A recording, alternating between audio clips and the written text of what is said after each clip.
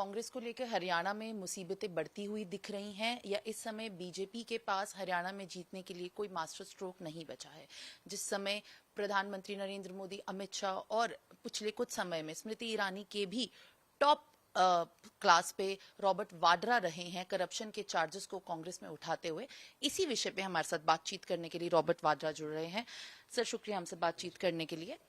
Robert जी, जिस तरीके से करप्शन को लेकर एक मुद्दा बनाया गया है, बीजेपी में अमित शाह ने भी बड़े बड़े बयान सामने दिए हैं और कुछ ही दिन पहले प्राइम मिनिस्टर नरेंद्र मोदी ने भी, और लगातार करप्शन को लेकर दामाद जी और सन इन लॉ जैसे शब्दों का प्रयोग किया जा रहा है कैंपेन रैली में कांग्रेस के अंदर चल रही करप्शन को लेकर हरियाणा में।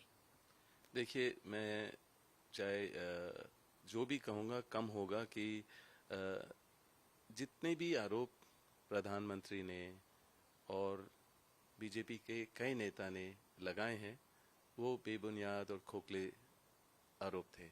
क्योंकि मैं इसलिए कहूँगा कि 11 साल हो गए हैं और जितनी भी उन्होंने कार्रवाई करनी थी, जितनी एजेंसियों का दुरुपयोग किया, जितने हमने डॉक्यूमेंट दिए, कोई भी नतीजा ऐसा नहीं निकला जिसके आरोप ये लगाते जा रहे हैं। और अब देश की जनता, हरियाणा की जनता सब जागरूक हैं कि जब भी आपकी मुश्किलें होती हैं तो आपको रॉबर्ट वाड्रा की याद आती है और केंद्र में सरकार आपकी है, राज्य में सरकार आपकी है, पर आपको कुछ कभी मिला नहीं। आपने ये जो बेबुनियाद इल्ज़ाम लगा रहे हैं, इसका नतीजा क्या निकला? चाहे आपने इन्फोर्समेंट डायरेक्टरेट को रॉबर्ट वाड्रा को भेजा या मतलब कि जिस एजेंसियों के द्वारा आपने जो भी कार्रवाई की, जो भी आपने समझने की कोशिश की, पर आपको कुछ भी नहीं मिला। हालांकि खट्टर सरकार ने मुझे 2 क्लीन चिट भी दिए, जो उसके बाद उनको भी हटा दिया गया और हो सकता है उनको लगा बीजेपी को कि खट्टर साहब कांग्रेस के हित में बोल रहे हैं तो सीएम को बदलो। और सीएम को बदलने से हरियाणा की स्थिति नहीं बदलेगी। हरियाणा की स्थिति गंभीर है कि बेरोजगारी है और महंगाई इतनी है और इंफ्रास्ट्रक्चर तो बहुत ही बुरे हाल में है। जहां अभी आपने देखा बारिश ज़्यादा हुई तो हरियाणा ही पूरी डूब गई। कुछ लोगों के जिनके पास काम है वो भी घबराए हुए थे कि हम अपने काम पे नहीं पहुंच पाएंगे, हमारी नौकरी जा सकती है। और जो तरीका बीजेपी ने अपनाया कि जो मेरे कामकाज में बाधा क्रिएट किया, जहां मैं खुद इतनी ज़्यादा रोज़गार क्रिएट कर सकता था 10 साल में, 11 साल में, उसको उन्होंने रोका। और जो बेरोज़गारी अभी बढ़ती जा रही है उसमें मैं मदद कर सकता था, पर उन्होंने जितने भी मेरे कामकाज जो काम कर रहे थे उनको परेशान किया, उनको बोला कि मेरे साथ ज़्यादा काम नहीं हो सकता है या काम नहीं कर सकते। तो बड़े तरीके बीजेपी ने अपनाए कि जिससे मेरे लिए मुश्किल हो सकता है उनको लगा कि इतनी मुश्किलें क्रिएट कर दो कि हो सकता है वो देश छोड़ के चले गए। पर मैंने तो 10 साल में मेरे में झेलने की क्षमता बढ़ी और समझने की क्षमता बढ़ी कि एक ये राजनीतिक प्रचार करने का इनका तरीका है कि मेरा नाम इस्तेमाल करेंगे, लोगों को गुमराह करेंगे। पर जनता जागरूक है, वो समझदार है और उनको लगा है कि 10 साल में, 11 साल में अगर कुछ भी नहीं मिला तो आप इनका नाम दोबारा लेते हो, क्योंकि आपने खुद जो वादे किए थे वो कभी पूरे नहीं किए। आपने जो वादे किए, जो स्थिति 2 टर्म आपको दिए गए, बीजेपी को 2 टर्म यहाँ दिए गए कि आप हरियाणा की स्थिति को बदलें, पर महिला की सुरक्षा का कोई अंतर नहीं हुआ। बेरोजगारी है, वो महंगाई है और तरह तरह की चीज़ है जो गांव के जितने भी लोगों से मैं मिला हूँ, मेरा अनुभव जो रहा कि वो कह रहे हैं कि बिल्कुल कुछ हुआ नहीं हमारे लिए, हमारी सुनवाई नहीं थी। हमने आंदोलन किया कि 1.5 साल के लिए जो किसान थे उनकी सुनवाई नहीं। जो वहाँ की बेटियाँ हैं जिन्होंने मेडल जीत के आए, उस टाइम तो प्रधानमंत्री और सारे मिनिस्टर उनसे फ़ोटो ले रहे हैं, पर जब असल में उनकी मुश्किलें बढ़ी जो बीजेपी के मंत्री ने जो उनके साथ गलत किया महिलाओं के साथ, उनके बेटे को आप मिनिस्टर बना रहे हो, उनको टिकट दे रहे हो, पर मतलब जो जंतर मंतर में जो अपने आंदोलन पे बैठे हुए हैं कि हमारे साथ गलत हुआ, उनकी सुनवाई नहीं हुई, जो महिला रेसलर हैं। तो जिस तरीके का इन्होंने तरीका अपनाया कि जनता और जो बुजुर्ग हैं हरियाणा में, उनको बहुत बुरा लगा कि नहीं, इस तरीके से जो सरकार की नीतियां हैं, इससे हम खुश नहीं हैं और हमें बदलाव चाहिए।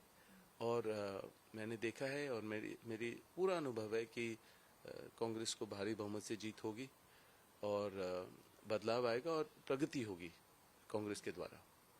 क्या कांग्रेस का कोई एस्टिमेट है इस समय हरियाणा में जो वो देखना चाहती है बहुमत के लिए? कितनी सीटों पर कॉन्फिडेंट है? मेरे ख्याल से तो 65 से 70 मैं उम्मीद करता हूं, पर क्या है कि जरूर हर चाल पे चाल बीजेपी खेलती है कि वो हर हद पार कर देती है। कि आप देखेंगे कि अभी आपने बाबा राम रहीम को एक तरफ आपने 20 दिन के लिए रिहा किया कि वो अपना कैंपेन कर पाए, फिर आपने केजरीवाल जी को अभी रिहा किया कि वो भी अपना कैंपेन कर पाए, और जो एनवायरमेंटलिस्ट हैं उनको आपने रोक दिया बॉर्डर पर, जो वो आंदोलन कर रहे थे उनको रोक दिया, पर बाबा रहीम को आने दिया।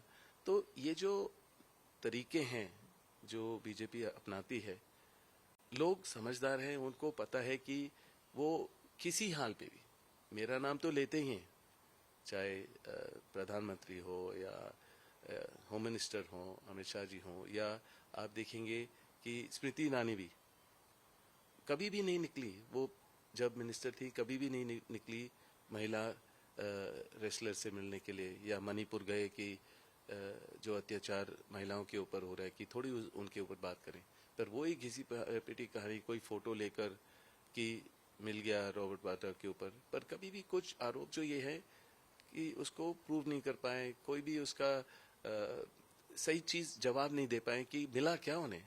मैं तो उनको चेतावनी देता हूं कि आपको जो भी मिला है सामने लाइए ना, प्रूव करिए आप, नहीं तो आप या तो महिलाओं के लिए बात करो या थोड़ी मेहनत करो। चाहे आप किशोरीलाल शर्मा से हार गए अमेठी में, पर उसका मतलब है कि आपको अपनी अंदरूनी चीज सोचनी चाहिए, क्यों आपको लोगों ने हराया, क्या आपकी सोच थी, आप अमेठी किस लिए गए कि राहुल गांधी को ही हराना है। तो ये जो सोच, इसको बदलना पड़ेगा अगर देश में हम प्रगति चाहते हैं, जो मेरे को नहीं लग रहा है कि बीजेपी ज्यादा देर चल पाएगी। और मुझे लग रहा है कि देश भर में ही आपको दिखेगा कि बदलाव आएगा, क्योंकि आप जब भी आप एजेंसियों का दुरुपयोग करेंगे, मैंने खुद झेला है, और जिस स्टेट में जो भी उम्मीदवार होता है कि जीतने का, उसको आप कोई पुरानी उनकी आरोप लगाएंगे, और वो स्टेट के इलेक्शन खत्म होने के बाद वो आरोप ही खत्म है, उनका पता नहीं चलता है जो आरोप लगाए। और आप देखेंगे अभी कर्नाटका में भी यही चल रहा है। तो जिस स्टेट में कांग्रेस की सरकार चल रही है, जो लीडर है उनको परेशान करना है ईडी के द्वारा। तो ये जो इनके राजनीति करने का तरीका है, ये किसी को पसंद नहीं है। और सब, अब आपने देखा जनरल इलेक्शन में कि चाहे मीडिया के द्वारा नहीं, पर सोशल मीडिया के द्वारा सब ने बोला, और कि ये हमें इस तरीके से प्रगति नहीं मिलेगी। तो मैं हैरान नहीं हूं, क्योंकि 11 साल में प्रधानमंत्री जी ने और सब ने मेरा नाम इस्तेमाल किया, पर मैं ज़रूर जब भी मेरा नाम इस्तेमाल होगा मैं उसका जवाब दूंगा, मैं ज़रूर सामने आऊंगा, क्योंकि सच्चाई की जीत होगी। और अगर कोई आरोप लगाए हैं तो जितनी भी कार्रवाई की है, कभी कुछ गलत नहीं निकला। तो इसलिए मैं ज़रूर बोलूँगा कि हमें ये देखना चाहिए कि देश कैसे आगे बढ़ सकता है और जो स्टेट है उसमें कैसे प्रगति हो सकती है। ये नहीं कि गांधी परिवार के बारे में ही बात करो, चाहे नेहरू जी हो या नेहरू जी, इंदिरा जी, सोनिया जी, राहुल जी, और फिर मेरे बारे में भी। और मैं खुद अभी सक्रिय राजनीति में नहीं हूँ, और मुझे लग रहा है जितने भी ये मिनिस्टर है, जितनी पार्टियों ने मेरा नाम इस्तेमाल किया, उन्होंने ही मुझे राजनीति में खींचा है, राजनीति के और खींचा है। मैं एक उद्योगपति हूँ, पर जिस तरीके से मुझे जवाब देना पड़ता है, कभी भी मुझे लगता नहीं है कि मैं राजनीति में नहीं हूँ। मुझे हमेशा अपनी जिंदगी भी राजनीतिक तौर तरीके से जीना पड़ता है, क्योंकि इनकी खाली हमेशा वो पता करते रहते हैं मैं क्या कर रहा हूँ, मैं कहाँ हूँ और ये वो, और ज़रूर परेशान करने की परेशान किया है और करते जाते हैं। पर जैसे मैंने बताया, इन 10 साल 11 साल में मेरे में झेलने की क्षमता है और समझदारी से हर चीज़ में अपने कदम लेता हूँ। और मुझे लग रहा है कि कोई भी मेरा नाम इस्तेमाल करे ज़रूर, पर आप उसका ज़रूर प्रूव करें कि क्या मिला आपको, देश को दिखाएं। अगर नहीं दिखाएंगे तो यही लग रहा है कि आपकी कोई नाकामियां हैं, तभी आप मेरा नाम हमेशा इस्तेमाल करते हो। आप जो असल मुद्दे हैं उसके बारे में बात नहीं करोगे, जो आपने अच्छा किया हो उस स्टेट में उसके बारे में जिक्र नहीं कर पा रहे हो, तो लोग समझते हैं कि ज़रूर आपका नाम लेंगे और मेरे को शाबाशी देते हैं कि आप जिस तरीके से आप संभालते हो और आगे कदम लेते हो, तो दाद देनी पड़ेगी कि आप प्रधानमंत्री तक आपके नाम लेते रहते हैं। तो ये जो तौर तरीका है उनके हित में नहीं है, ये हमारे हित में है। हमारे लिए अच्छा है कि हम अपने आप को आगे प्रूव कर पाते हैं कि कभी कोई गलती नहीं की है, कोई गलत चीज़ नहीं हुई है। और आप जितने भी आरोप लगाएंगे उसको सामने लाइए, जो आपको नतीजा निकला है या मिला है, और फिर मतलब कि ज़रूर हम उसके लिए जो जुर्माना होगा देखेंगे, जो भी कानूनी तरीके देखेंगे। तो मेरी यही विनती है कि आप देश की प्रगति के बारे में सोचना है, देश की महिलाओं की सुरक्षा के बारे में, किसानों के लिए, और जो महंगाई बढ़ रही है या जो लोगों के पास काम नहीं है उसके बारे में बात करो, उसके बारे में सोचो और उसके बारे में हर कदम लीजिए कि हम एकजुट होकर आगे बढ़ें, सेक्युलर रहें। रॉबर्ट जी, आपका जरूर ये कहना है कि जो भी आरोप लगे वो किसी न किसी तरीके से पुष्टे होने चाहिए, पर सिमिलरली कर्नाटका में सिद्धरामैया की जो वाइफ हैं उन्होंने भी यही बताया कि अब वो अपने एसेट्स को मूडा स्कैम में, जब आपने बात की तो वो वापस देने के लिए लेटर लिखा है उन्होंने अथॉरिटी को। इस समय करप्शन का वहां पे भी एक बहुत बड़ा ताल्लुक बैठ जाता है। तो कांग्रेस का बीजेपी से लेकर कांग्रेस के लिए जो करप्शन का एक रेटरिक है, क्या वो आपको लगता है कि वो अगेंस्ट प्ले होगा? मैं कहूँगा कि जहाँ भी कांग्रेसी की सरकारें हैं वहीं आपको करप्शन दिखेगा। तो मतलब कि बीजेपी का सोच ये है करप्शन कहीं वहीं मिलेगी, पर अगर वही मिनिस्टर जो हैं या कोई भी बीजेपी में ज्वाइन कर लें तो उनको बहुत अच्छा पद मिल जाएगा, तो उस टाइम उनका केस टोटल बदल जाता है। तो ये है कि इनके प्रचार करने का, देश चलाने का, राजनीति जो इनकी सोच है कि बस जहाँ सरकार चल रही है, लोगों ने चुना है, उसकी उस स्टेट की जनता ने चुनी है उस सरकार को, पर उनको तोड़ने का कोई ना कोई रहस्य, कोई तरीका चाहिए। और चाहे वो करप्शन दिखाएं, पर वही मिनिस्टर, वही आदमी उनके पार्टी में बड़े पैमाने पर, बड़े पद पे पहुंच जाते हैं। तो ये जो मैं बोलता हूँ, मैं अपने अनुभव से बोलता हूँ, लोगों के बीच में बैठता हूँ, लोगों का सोच है, यही सोच है जो मेरी सोच है। तो करप्शन कोई बड़ी चीज़ नहीं है जो मतलब कि ये लोग हमेशा बोलते रहते हैं। अगर कुछ भी हो सामने लाइए, दिखाइए कि ये मिल गया है, और फिर ज़रूर उसका जुर्माना होगा, ज़रूर उसका जो भी भुगतना पड़ेगा चाहिए अगर कुछ गलत मिलता है। नहीं तो ये जो आरोप बेबुनियाद और ऐसे खोखले आरोप लगाएंगे, फिर इस गवर्नमेंट से भरोसा उठ जाता है, लोगों का भरोसा उठ जाएगा, क्योंकि आप दुरुपयोग करेंगे एजेंसियों का और अलग अलग तरीके से अपनी राजनीति चलाएंगे, वो ज़्यादा देर नहीं चल पाएगी। और मुझे लग रहा है कि अगर हम हरियाणा और महाराष्ट्र और जम्मू कश्मीर में जीत हासिल होगी तो झारखंड भी, पर मुझे लग रहा है कि ये बीजेपी की सरकार ज़्यादा देर नहीं चल पाएगी। बहुत शुक्रिया हमसे बात करने के लिए।